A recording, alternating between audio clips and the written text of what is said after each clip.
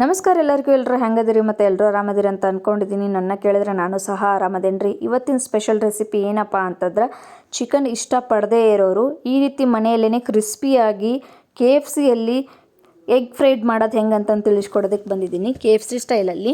So KFC ಒಳಗೆ ನೀವು chicken fried ತಿಂದಿರ್ಬೋದು. So chicken ಇಷ್ಟಪಡ್ದೇವ್ರಿ ಈ ರೀತಿ ಎಗ್ನ ಫ್ರೈಡ್ ಮಾಡ್ಕೊಂಡು ಮನೆಯಲ್ಲೇ ತಿನ್ಬೋದು ರೀ.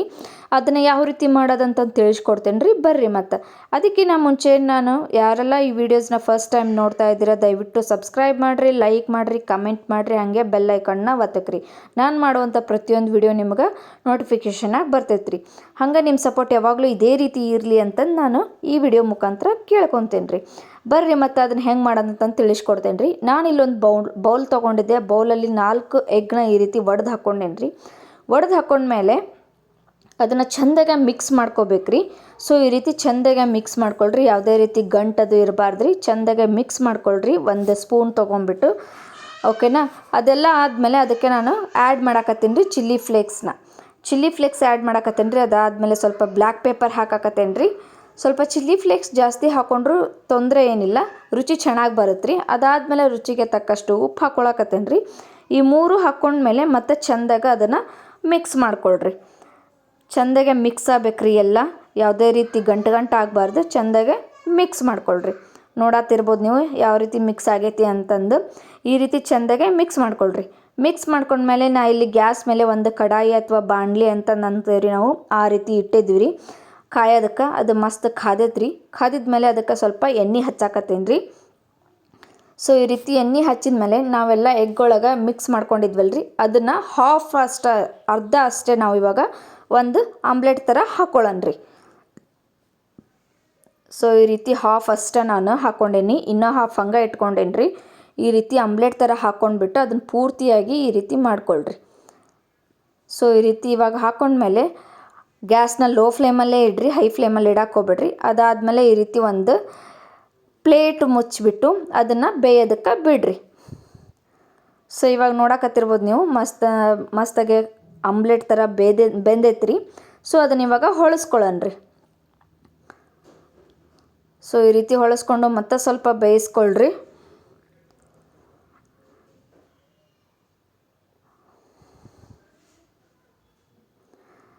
ಸೊ ಈ ರೀತಿ ಬೇಯಿಸ್ಕೊಂಡ್ಮೇಲೆ ಅದನ್ನು ಇವಾಗ ಒಂದು ಪ್ಲೇಟಿಗೆ ನೀವು ಸೈಡನ್ನ ಎತ್ತಿಟ್ಕೊಳ್ರಿ.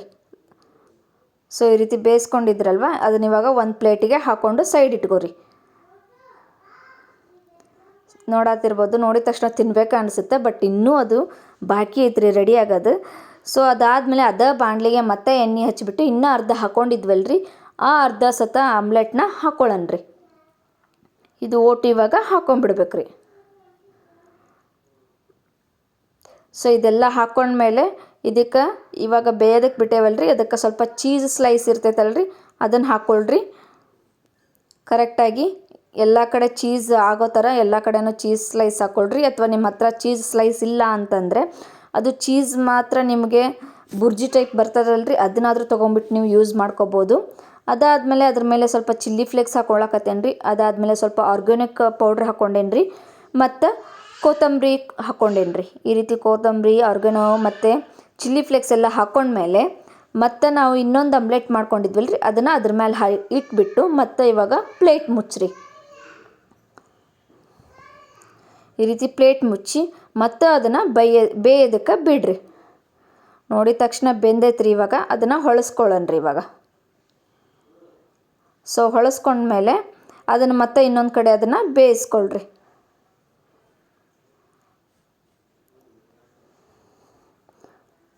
ಸೊ ಇವಾಗ ಪ್ಲೇಟ್ ತೆಗೆದು ನೋಡ್ರಿ, ಮಸ್ತಾಗೆ ಬೆಂದೈತ್ರಿ, ಚೀಸ್ ಎಲ್ಲ ಕರಗೈತಿ.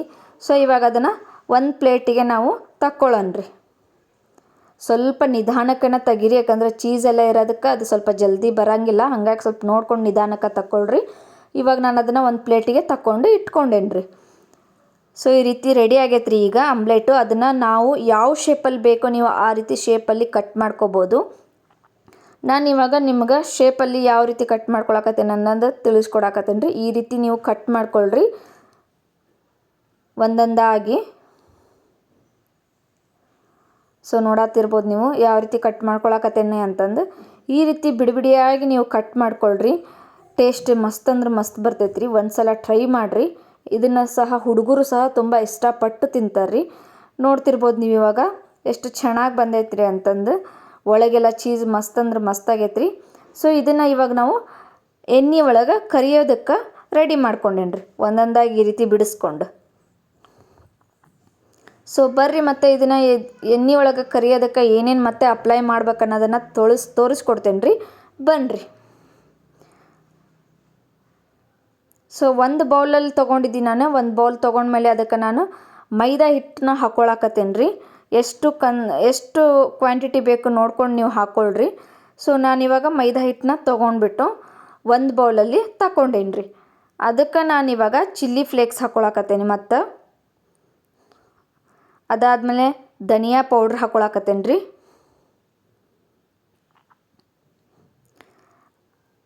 ಅದಾದಮೇಲೆ ಮತ್ತೆ ನಾನು ಗರಂ ಮಸಾಲ ಹಾಕ್ಕೊಳಕತ್ತೀನಿ. ಧನಿಯಾ ಪೌಡ್ರು ಮತ್ತು ಗರಂ ಮಸಾಲ 1 ಟೇಬಲ್ ಸ್ಪೂನಷ್ಟು ಅಥವಾ 1/4 ಟೇಬಲ್ ಸ್ಪೂನಷ್ಟು ಹಾಕ್ಕೊಂಡ್ರು ಪರವಾಗಿಲ್ಲ ರೀ. ಅದಾದಮೇಲೆ ರುಚಿಗೆ ತಕ್ಕಷ್ಟು ಉಪ್ಪು ಹಾಕ್ಕೊಳಕತ್ತೇನೆ ರೀ. ಮತ್ತು ಬ್ಲ್ಯಾಕ್ ಪೇಪರ್ ಹಾಕ್ಕೊಳಕತ್ತೇನೆ ರೀ.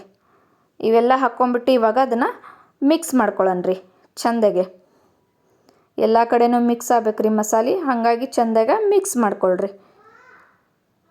ಸೊ ಇದಕ್ಕೆ ನಾವು ಸ್ವಲ್ಪನೇ ನೀರು ಹಾಕ್ಕೊಂಬಿಟ್ಟು ಒಂದು ಹದ ಬರೋವರೆಗೂ ಅದನ್ನು ಮಿಕ್ಸ್ ಮಾಡ್ಕೊಳ್ರಿ ಮೈದಾ ಹಿಟ್ಟನ್ನ. ನೋಡಿರಿ ಈ ರೀತಿ ಹದ ಬರಬೇಕು ಮಸ್ತಾಗೆ. ಈ ರೀತಿ ಹದ ಬರೋವರೆಗೂ ಸ್ವಲ್ಪನೇ ನೀರು ಹಾಕ್ಕೊಂಬಿಟ್ಟು ಮಿಕ್ಸ್ ಮಾಡ್ಕೊಳ್ರಿ. ಇವಾಗ ಈ ರೀತಿ ನಾವು ಎಗ್ನ ಕಟ್ ಮಾಡ್ಕೊಂಡಿದ್ವಲ್ರಿ ಆಮ್ಲೆಟ್ನ, ಅದನ್ನು ನಾವು ಕಲಸಿರುವಂಥ ಬೌಲಿಗೆ ಎದ್ದುಬಿಟ್ಟು ಮತ್ತೆ ಇನ್ನೊಂದು ಪ್ಲೇಟಲ್ಲಿ ಮೈದಾ ಹಿಟ್ಟನ್ನೇ ತೊಗೊಂಡಿದ್ದೀನಿ. ಅದರೊಳಗೆ ಈ ರೀತಿ ನಾವು ಎದ್ದುಬಿಟ್ಟು ಅದನ್ನು ಮಿಕ್ಸ್ ಮಾಡ್ಕೊಳ್ಳೋಣ ರೀ, ಹಿಟ್ಟು ಅದ್ರ ಮೇಲೆ ಹಾಕ್ಕೊಂಡ್ಬಿಟ್ಟು. ಸೊ ಈ ರೀತಿ ಮಿಕ್ಸ್ ಮಾಡ್ಕೊಳ್ರಿ. ಚೆಂದಾಗೆ ಮಿಕ್ಸ್ ಆಗ್ಬೇಕು ರೀ ಅದೆಲ್ಲ. ಇವಾಗ ಚೆಂದಾಗೆ ಮಿಕ್ಸ್ ಆಗೈತೆ ರೀ. ಇವಾಗ ಎಣ್ಣೆ ಕಾಯಕ್ಕೆ ಇಟ್ಟಿದ್ದೆ ಅದರೊಳಗೆ ಫ್ರೈ ಮಾಡೋದಕ್ಕೆ ಬಿಡೋಣ ರೀ. ಸ್ವಲ್ಪ ಎಣ್ಣೆ ಕಡಿಮೆನೇ ಹಾಕ್ಕೊಳ್ರಿ, ಯಾಕಂದರೆ ಮೈದಾ ಹಿಟ್ಟು ಹಚ್ಚಿರೋದ್ರಿಂದ ಎಣ್ಣೆ ಸ್ವಲ್ಪ ಕೆಡುವಂಥ ಸಾಧ್ಯತೆಯೂ ಐತ್ರಿ. ಸ್ವಲ್ಪ ನೋಡ್ಕೊಂಡು ಎಣ್ಣೆ ಕಡಿಮೆ ಹಾಕ್ಕೊಂಡು ಫ್ರೈ ಮಾಡ್ಕೊಳ್ರಿ. ಸುಮ್ಮನೆ ಎಣ್ಣೆ ಕೆಡ್ತು ಅಂದ್ರೆ ಅದು ಯೂಸ್ನೂ ಆಗಂಗಿಲ್ಲ. ಹಾಗಾಗಿ ಸ್ವಲ್ಪನೇ ಕಡಿಮೆ ಹಾಕ್ಕೊಳ್ರಿ ಎಣ್ಣೆ. ಈ ರೀತಿ ನಾನಿವಾಗ ಕ್ರಿಸ್ಪಿಯಾಗಿ KFC ಸ್ಟೈಲಲ್ಲಿ ಎಗ್ ಫ್ರೈಡು ರೆಡಿ ಆಯ್ತು ರೀ ತಿನ್ನೋದಕ್ಕೆ. ಸೊ ಇನ್ನೂ ಉಳ್ಕಿದ್ದು ಅದಲ್ರಿ, ಅದನ್ನು ಸಹ ಫ್ರೈ ಮಾಡಿಕೊಂಡು ರೆಡಿ ಮಾಡಿಕೊಂಡೆ. ಇದನ್ನು ನೀವು ಈ ವಿಂಟರ್ ಟೈಮಲ್ಲಿ ಅಂದರೆ ಈ ಚಳಿಗಾಲದಲ್ಲಿ ಸಾಸ್ ಜೊತೆ ತಿನ್ನಕತ್ರಿ ಅಂದ್ರೆ ಮಸ್ತ್ ಟೇಸ್ಟಿಯಾಗಿ ಬರ್ತೈತೆ ರೀ. ಇವಾಗ ನೋಡಕತ್ತಿದ್ರೆ ಬಾಯಾಗ ನೀರು ಮಸ್ತ್ ಬರ್ತಾವೆ. KFC ಸ್ಟೈಲಲ್ಲಿ ಹೋಗ್ಬಿಟ್ಟು ನೀವು ಮಾಡ್ಕೊಂಡು ತಿನ್ನಿರಿ, ಮಸ್ತ್ ಅಂದ್ರೆ ಮಸ್ತ್ ರುಚಿ ಬರ್ತೈತಿ. ಮತ್ತೊಂದು ಹೊಸ ರೆಸಿಪಿಯೊಂದಿಗೆ ಬರ್ತೀನಿ. ಅಲ್ಲಿವರೆಗೂ ನನ್ನ ಚಾನಲ್ನ ನೋಡ್ತಾ ಇರಿ, ಸಪೋರ್ಟ್ ಮಾಡ್ತಾ ಇರಿ, ಸಬ್ಸ್ಕ್ರೈಬ್ ಮಾಡ್ತಾ ಇರಿ. ಎಲ್ಲರಿಗೂ ನಮಸ್ಕಾರ ರೀ.